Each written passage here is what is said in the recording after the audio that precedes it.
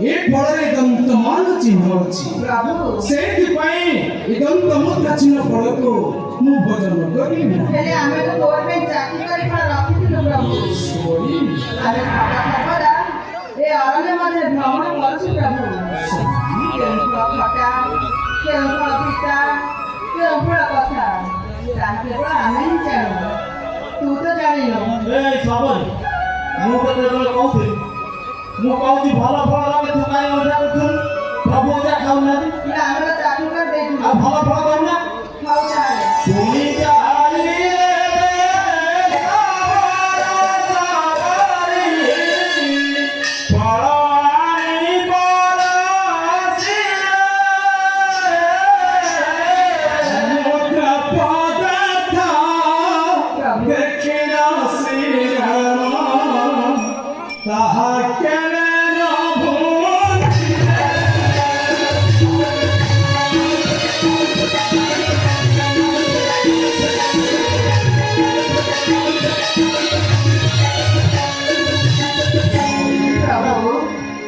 ଫଳ ମଧ୍ୟ ମୁଁ ଭୋଜନ କରିବି ନା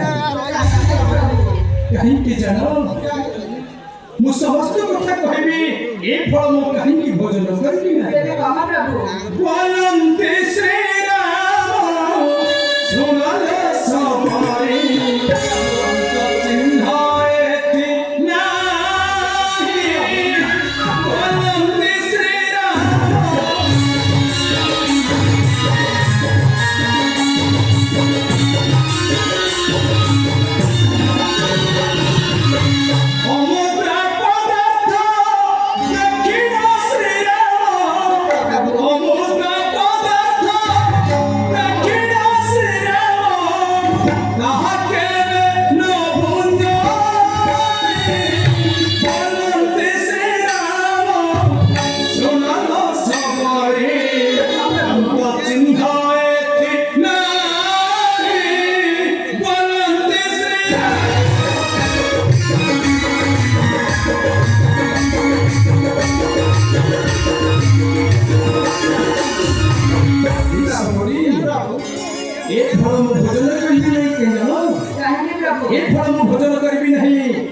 କାରଣ ଏଥିରେ ଦନ୍ତମୁଦ୍ରା ଚିହ୍ନ ନାହିଁ ମୁଁ କିଭଳି ଜାଣିବି ଏ ଫଳ ଖଟା କି ମିଠା କି କଷା କି ଚାକିରି କରି ଦେଇଥିଲୁ ହେଲେ ତୁ ତ ମନା କଲୁ ଖାଇବୁନୁ କହିଥିଲୁ ତୁ ଶୋଇଥିଲୁ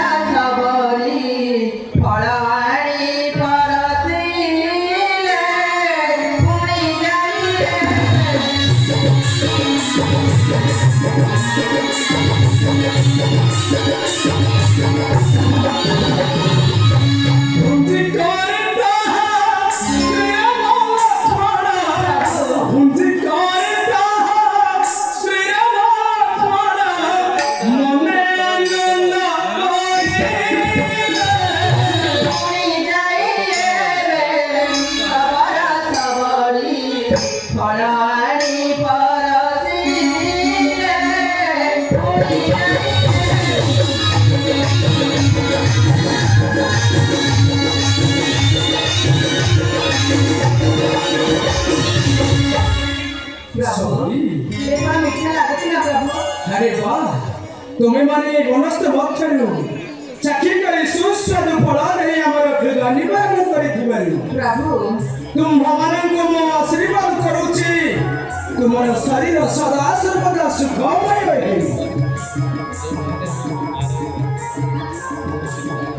अच्छा प्रभु बस हमारी আমার তনিকরে কিছু মাগুন আছে প্রভু মনিকুটে মনে করে কো মাগুই হ্যাঁ প্রভু তু যদি অনুমতি দাও আমি তাকে প্রকাশ করব প্রভু অনুমতি দেলে মানে তুমি করিব প্রকাশ তুমি ঠিক আছে সব ମୁଁ ତୁମମାନଙ୍କୁ ଅନୁମତି ଦେଉଛି ଘରେ ତୁମେ ପ୍ରକାଶ କର ପ୍ରଭୁ ହଁ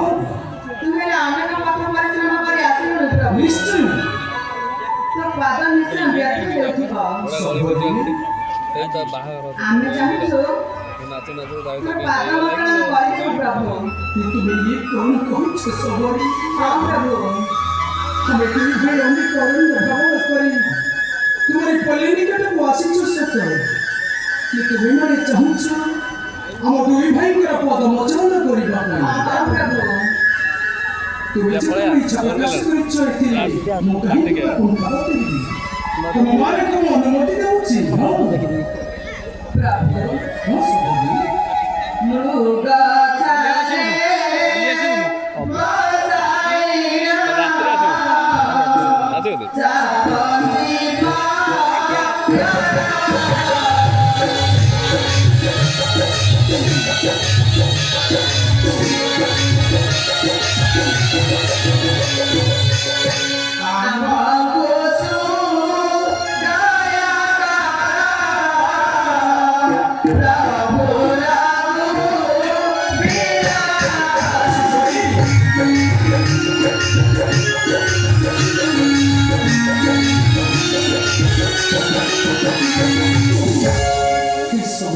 ପ୍ରଭୁ ତୁମମାନଙ୍କର ପଦ ସେବା ମୁଁ ଯେ ତୁମ ନିକଟରେ ଋଣୀ ହୋଇଯାଇଛି ସହୋଦରୀ ବାବୁ ତୁମେ ମାନେ ଆମ ଦୁଇ ଭାଇଙ୍କର ପଦମୋଚନ କରିଥିବାରୁ ପ୍ରଭୁ ମୁଁ ଯେ ତୁମକୁ କଣ କହିବି ଆଉ ମଧ୍ୟ ସଦା ସର୍ବଦା ଆଶୀର୍ବାଦ ତୁମରି ଉପରେ ରହିଛି ତୁମମାନଙ୍କର ଶରୀର କେବେ ବି ଅସୁସ୍ଥ ରହିବ ନାହିଁ ହଁ ସହୋଦରୀ ମୁଁ ତୁମକୁ କଥା ପଚାରିବି ସହୋଦରୀ ପଚାରୁ କହିପାରିବ ତୁମେ ପଚାର ଇଏ ତ ହେଉଛି ଏକ ଦୁଃଖର କଥା କୋଉ ଦୁଃଖ ଯେଉଁ ଦୁଃଖର ବିଷୟ ମୁଁ କହିବି ଶୁଣିବା ମାତ୍ରକେ ତୁମର ଯେପରି ଧୈର୍ଯ୍ୟ ରହିବ ନାହିଁ ସହୋଦରୀ। ଏଇ କଥା ପ୍ରଭୁ ପିତାଙ୍କର ସତ୍ୟ ସୂର୍ଯ୍ୟ ବଂଶର ଗୌରବ ଚୂର୍ଣ୍ଣ ରଖିବା ପାଇଁ ସମ୍ମୁଖରେ ସାନଚ ଲକ୍ଷଣ ପ୍ରାଣପ୍ରିୟ ସୀତାଙ୍କୁ ସାଥିରେ ଧରି ଛୁଟି ଆସିଥିଲି 14 ବରଷ ବନବାସ ଅନେକ ଅରଣ୍ୟ ଭ୍ରମଣ କରି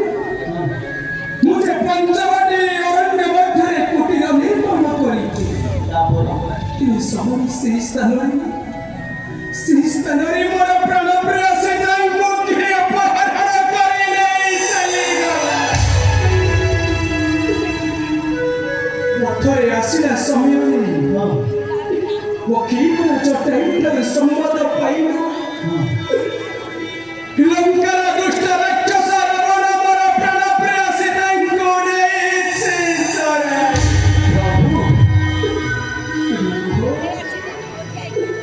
କୁହ ସହରୀ କେଉଁ ଉପାୟରେ ପାଇବି ମୁଁ ମୋର ଜାନକୀ ସୁନ୍ଦର ଅନେକ ଅରଣ୍ୟ ଭ୍ରମଣ କରି ତୁମରି ଶବରକୁ ଦେଖି ଆମେ ଦୁଇ ଭାଇ ତୁମର ପଲ୍ଲୀକୁ ଛୁଟି ଆସିଛୁ ତୁମେ ଦେଇପାରିବ ମୋର ପ୍ରାଣପ୍ରିୟ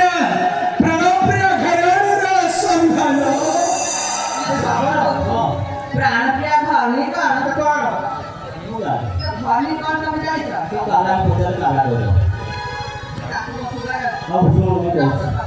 ଏଇ ଇଲୋ ପ୍ରଭୁ କହୁଛୁ ଧରଣୀ କଣ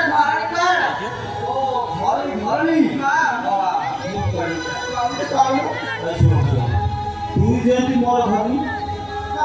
এইটা হ্যাঁ তুই যে মোর ভাবি না প্রভু মোর ভাবিকে নেই তুই ওটা লক্কা ওটা কি রাখবা নেই কৌতুক আমি ଦେଇପାରିବି না କୁହ ସହରୀ ଆମେ ତ ମରଣୀୟ ସନ୍ଦେଶ ଦେଇପାରିବୁ ନାହିଁ ପ୍ରଭୁ ତୁମେ ମାନେ ମୋର ଘରଣୀର ସନ୍ଦେଶ ଦେଇପାରିବ ନାହିଁ ନାଇଁ ପ୍ରଭୁ ଯାହା ମତେ ପଚାରିଲା କୁହ ସହରୀ ଧରଣୀର ଦେଶ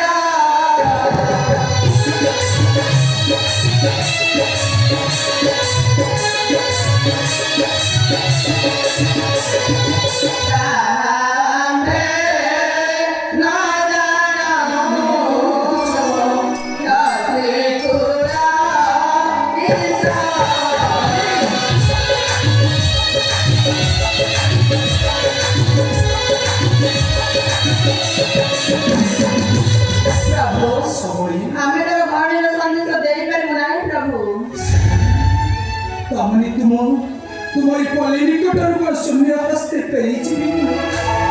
ତୁମେ କୁହ ସବରି କେଉଁ ଉପାୟରେ ପାଇବି ମୁଁ ମୋ ଜାନକୀ ସନ୍ତାନ?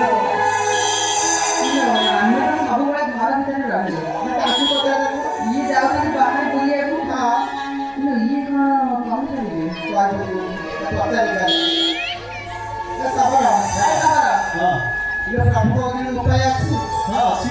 ତମେ ଜାଣିଛ ଉପାୟ प्रभु सबरी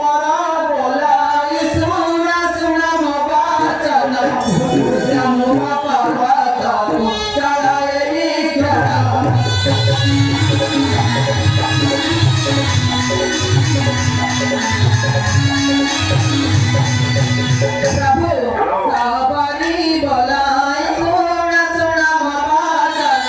उद्यमुख पर्वत को चलाय प्रभु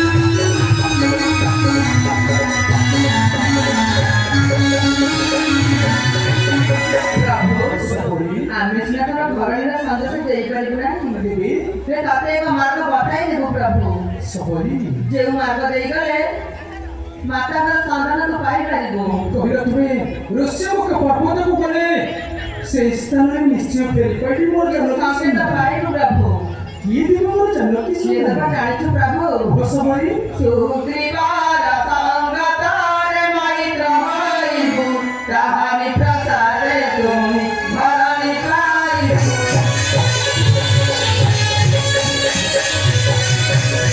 ପ୍ରଭୁ ସୁଗ୍ରୀବାର ସଙ୍ଗତରେ ମୈତ୍ର ହୋଇବୁ ତାହାରି ପ୍ରସାରେ ତୁମି ଭରଣି ପାଇବୁ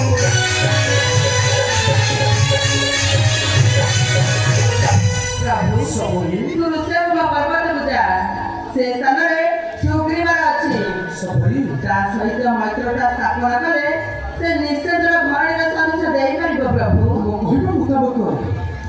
ଋଷ୍ୟମୁଖକୁ ଯାତ୍ରା କରି ସୁଗ୍ରୀବ ସହିତ ମିତ୍ରତା ସ୍ଥାପନ କଲେ ନିଶ୍ଚୟ ଫେରିପାରିବି ମୋର ଜାନକୀ ସନ୍ତାନ। ହଁ ପ୍ରଭୁ ସବରି କେଉଁ ମାର୍ଗ ଦେଇ ଗଲେ ଆମେ ଦୁଇ ଭାଇ କମ୍ ସମୟ ମଧ୍ୟରେ ଯେପରି ଋଷ୍ୟମୁଖ ପର୍ବତରେ ପହଞ୍ଚିଲେ କୁହ ସବରି ମୋ ଅଧିକାର ପଳେଇବୁ ସବୁବେଳେ ନାଇଁ ନାଇଁ ପଳେଇବୁ ମୋ ତୁ ଯାଉ ଦେଖେ ବାଟ ଆଉ କଣ ଆଉ ଘରେ ଖାଇ ଫଳ ଯାହା ସବୁ ଖାଇବୁ ଆଉ ଏଥର ମୋ ସାଙ୍ଗରେ ଯିବୁ ଶିକାରୁ ହେଲା ହଉ ଚାଲୁ ଦେଖେ ହଉ ବା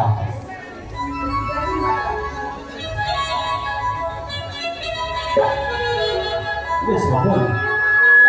यही बात होगा यही बात नहीं बोले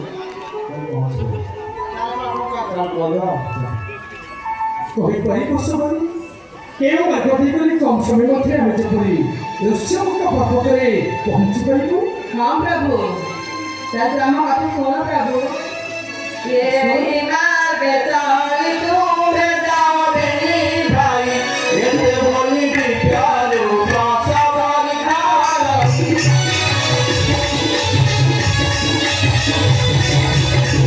प्रभु ଏହି ମାର୍ଗେ ଚାଲି ତୁମେ ଯାଅ ବେନି ଭାଇ ଏତେ ବୋଲି ବିଚାରୁ ପ୍ରସବରି ଧାର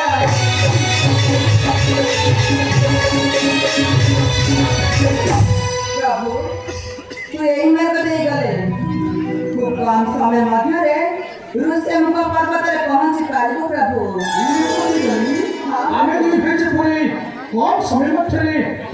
ସେ ଋଷ୍ୟମୁଖ ପର୍ବତରେ ପହଞ୍ଚି ପାରିବୁ ହଁ ପ୍ରଭୁ ତାହେଲେ ବିଳମ୍ବ ନ କରି ଆମ ଦୁଇ ଭାଇକୁ ବିଦାୟ ଦିଅ। ପ୍ରଭୁ ହଁ ପୂର୍ବ କଥା ସବାରି ଯେ କହିଲା ସମାସ ଶୁଣିଲ ନନ୍ଦ ହେଲେ ଜାନକୀର କାନ୍ଦ।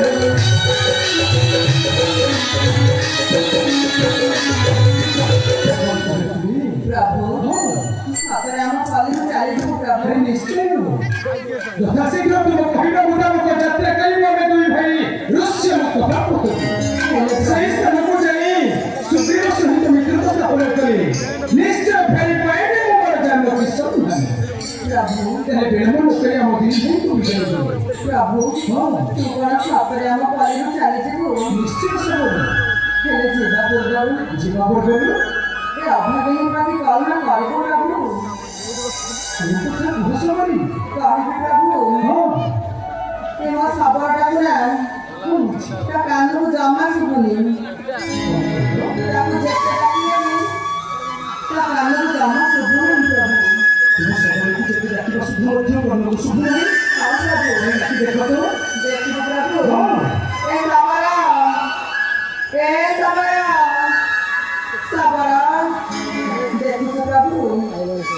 ତା କାନକୁ ଶୁଭୁନି ପ୍ରଭୁ ସତରେ ତୁମେ ମୋରି କରିବୁ ଏସବୁ ଶୁଭ ପିଣ୍ଟୁ ଆଇଲାଣି ପିଣ୍ଟୁ ନିଶ୍ଚୟ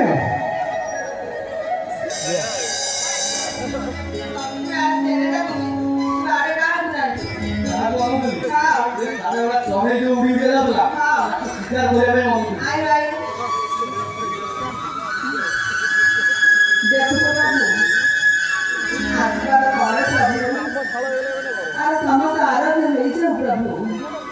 সবাই নিশ্চয় তোমার প্রতি পরমেশ্বর করাবে তো আমি আপনি শুনিব করুছে আশীর্বাদ তোমাকে নিশ্চয় নিশ্চয় এ সমস্ত আরোগ্য হয়েছে ও প্রভু তুমি দেখো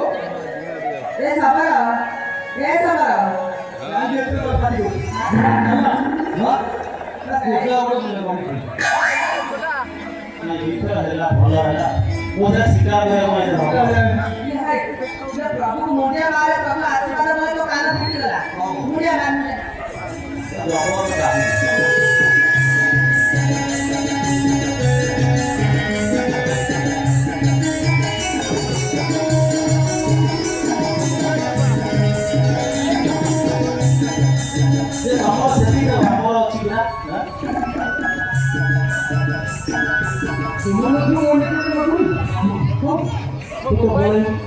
নিশ্চয়